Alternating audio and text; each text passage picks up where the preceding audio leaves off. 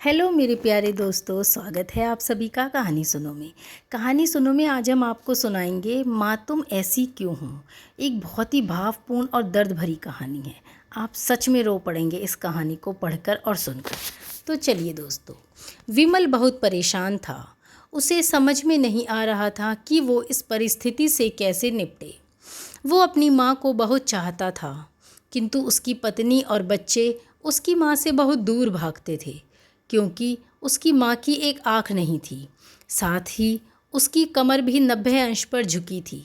वैसे वह अपना काम सब खुद ही कर लेती थी, किंतु फिर भी वो उसकी पत्नी और बच्चों के लिए हमेशा खटकती थी। दादी, आप ऊपर के कमरे में जाओ, मेरे दोस्त आ रहे हैं। विमल के बेटे अखिल ने बड़ी बेरुखी से कहा। पर बेटा, मैं तो यहाँ बहुत दूर बैठी हूँ।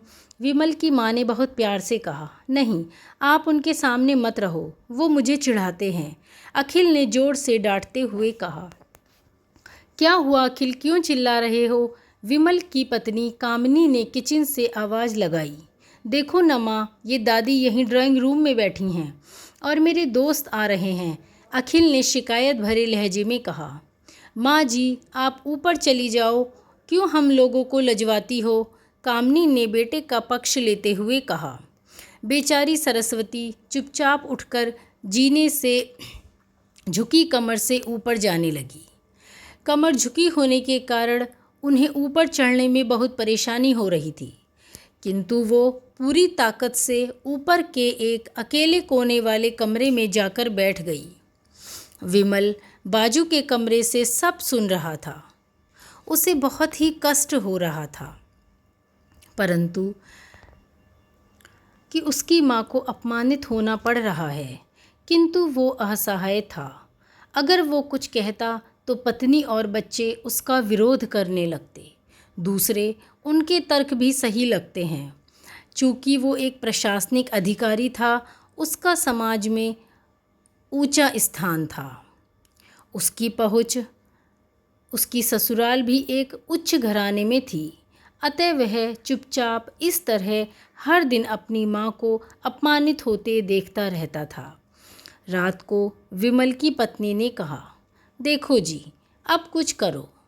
कल कलेक्टर साहब की पत्नी आई थी। माँ जी अपनी देशी धुन धारा में उनसे मिली। मुझे बहुत शर्म आ रही थी, ये बताते हुए कि ये मेरी सास हैं।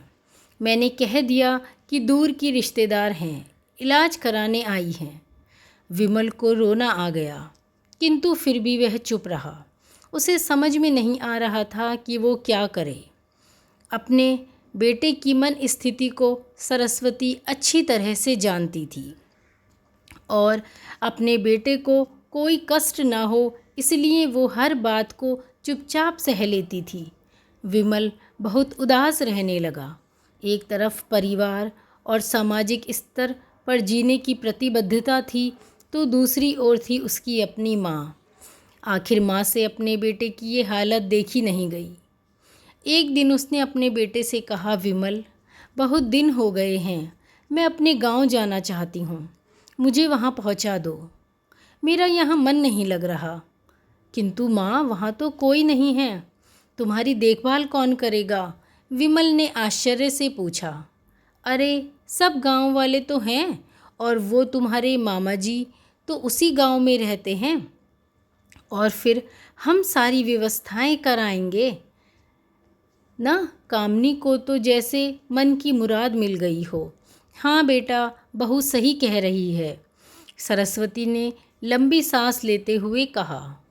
विमल जानता था कि गांव में माँ की देखभाल करने वाला कोई नहीं है, लेकिन अपनी पत्नी की जिद के आगे वह कुछ कर ना सका और अपनी माँ को गांव छोड़ने पर विवश हो गया। माँ को गांव छोड़कर आते वक्त उसे बहुत रोना आ रहा था तथा अपनी बेबसी पर गुस्सा भी आ रहा था, किंतु परिवार, पत्नी और समाज ने उसके इन मनोभावों को दबा दिया और वो सुकून सा महसूस करने लगा। कुछ दिनों बाद उसके चाचा, जो अमेरिका में रहते थे, आने वाले थे। जब विमल बहुत छोटा था, उसके पिता जीवित थे। तब वो भारत आए थे और उसके बाद वो अब भारत आने वाले थे। पूरा परिवार और आस पड़ोस बहुत उत्साहित था। अमेरिका से विमल के डॉक्टर चाचा जो आ रहे थे। डॉक्टर रमेश ने जैसे ही घर में कदम रखा, सबने मिलकर बहुत उत्साह से उसका स्वागत किया। क्यों विमल, भाभी नहीं दिख रही? कहाँ हैं? डॉक्टर रमेश ने उत्सुकतापूर्वक पूछा। जी वो गांव में रहती हैं, यहाँ उनका मन नहीं लगा, कामनी ने सपाट लहजे में उत्तर दिया। डॉक्टर रमेश ने विमल की ओर देखा तो विमल ने अपनी आंखें झुका लीं। डॉक्टर रमेश सब समझ गए। बोले, कल हम भाभी से मिलने गांव चलेंगे सब लोग। दूसरे दिन सभी लोग गांव के घर में पहुँचे। देखा कि सरस्वती को बहुत तेज बुखार है और वो पलंग पर असहायों की तरह पड़ी हैं। डॉक्टर रमेश दौड़कर सरस्वती के पास गए, उनके पैर छूकर रोने लगे। सरस्वती की ये हालत उनकी कल्पना से परे थी। वाह बेटा विमल, तूने तो नाम उजागर कर दिया। अपनी माँ की ये हालत देखकर तुझे तो शर्म भी नहीं आ रही होगी। डॉक्टर रमेश ने विमल को लगभग डांटते हुए ये बात कही और बोले, नहीं देवर जी, विमल का कोई दोष नहीं है, मैं खुद गांव आई थी। सरस्वती ने अपने बेटे का बचाव किया। मुझे सब पता चल गया भाभी, आप चुप ही रहो। क्यों बहू, तुम्हें अपनी सास की कुरूपता पसंद नहीं है? समाज में तुम्हें नीचा देखना पड़ता है, इसीलिए तुमने ये सब किया है। डॉक्टर रमेश ने कामनी की ओर व्यंग्य से देखा। कामनी निरुत्तर होकर विमल को देखने लगी। आज तुम जिस सामाजिक स्तर पर हो वो इन्हीं के संघर्षों की देन है। और विमल बेटा, तुम्हें शायद मालूम न हो कि बचपन में जब तुम 1 साल के थे तब छत से नीचे गिरने के कारण तुम्हारी एक आँख फूट गई थी और तुम्हारी रीढ़ की हड्डी में भी समस्या थी। तब तुम्हारी इस कुरूप माँ ने अपनी एक आँख और अपना बोन मैरो तुम्हें देकर इतना सुंदर स्वरूप दिया था। कामनी बेटा, इतने सालों तक संघर्ष करके बेटे को प्रशासनिक अधिकारी इसी माँ ने बनाया है। इस संघर्षशील औरत की तुम लोगों ने यह दशा कर दी। तुम्हें ईश्वर कभी माफ़ नहीं करेगा। डॉक्टर रमेश की आंखों से अश्रु जलधारा बह रही थी। अब भाभी, आप मेरे साथ अमेरिका जाएंगी, यहाँ इन स्वार्थी लोगों के बीच नहीं रहेंगी। डॉक्टर रमेश ने सरस्वती से कहा, विमल को तो काटो तो खून नहीं। डॉक्टर रमेश जो उसके चाचा थे, उन्होंने जो राज बताया उसके बाद तो विमल को यही लग रहा था कि उससे ज़्यादा पापी इंसान इस दुनिया में और कोई है ही नहीं।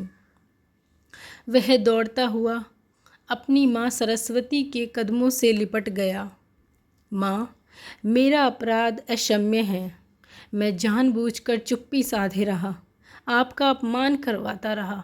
अब सिर्फ आप ही उस घर में मेरे साथ रहेंगी और कोई नहीं। विमल ने आग्नेय दृष्टि से अपनी पत्नी और बच्चों को देखा। कामनी को भी बहुत पश्चाताप हो रहा था, किंतु उसकी हिम्मत नहीं हो रही थी कि वो आगे बढ़कर कुछ कहे। वो सरस्वती से आंख भी मिलाए। सरस्वती ने कामनी की मन स्थिति को समझकर उसको पुचकारते हुए अपने पास बुलाया और विमल को डांटते हुए कहा, खबरदार जो मेरी बहू को मुझसे अलग करने की कोशिश की, मैं तुझे भी इस घर से बाहर निकाल दूंगी विमल। ये कहते हुए कामनी अपनी सास से लिपट गई।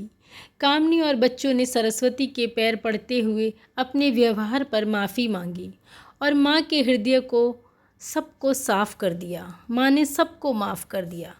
धन्यवाद दोस्तों। कैसी लगी हमारी कहानी? मुझे उम्मीद है, विश्वास है कि आपकी आंखों में आंसू ज़रूर ही आए होंगे। तो दोस्तों, ऐसे ही नई कहानियों के लिए जुड़े रहिए।